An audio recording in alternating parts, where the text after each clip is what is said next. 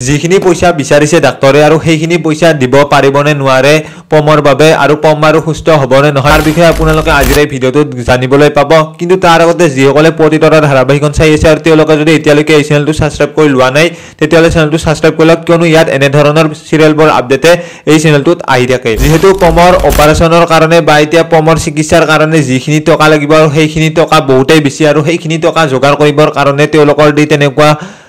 হিমানখিনি পইচা নাই আৰু তাৰ কাৰণে এতিয়া ঘৰলৈ আহি এইটো কথা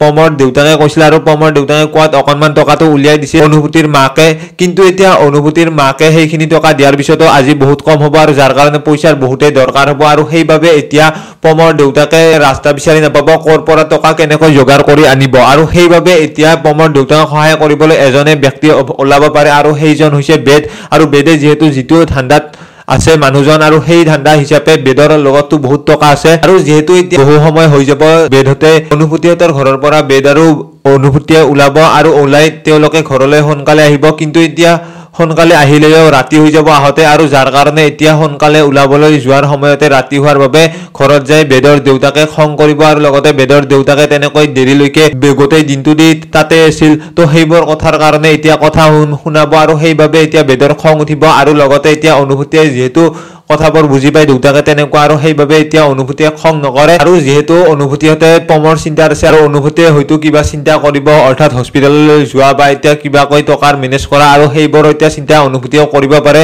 আৰু অনুভূতিৰ লগত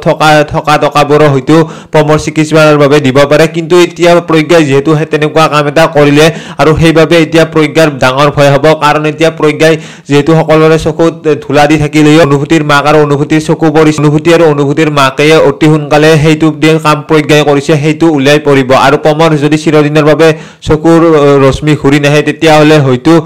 প্ৰজ্ঞাই নিজে ভয় খায়ে হয়তো পিছলৈ এইটো কাম কৰা বুলি ক'ব পাৰে তো কি হয় কি নহয় সোমবাৰৰ খণ্ডটিত আপোনালোকে দেখিবলৈ পাব এইখিনিয়ে বাকি ভিডিঅ'টো আছিল ইমানলৈকে যিসকলে ভিডিঅ'টো চাই ভাল পালে তেওঁলোকে লাইক এটা কৰি দিয়াৰ লগতে কমেন্ট কৰি জনাবলৈ নাপাহৰিব লগ পাম এনেকুৱা এটা ভিডিঅ'ৰ সৈতে তো আজিৰ ভিডিঅ'টো এইখিনিয়ে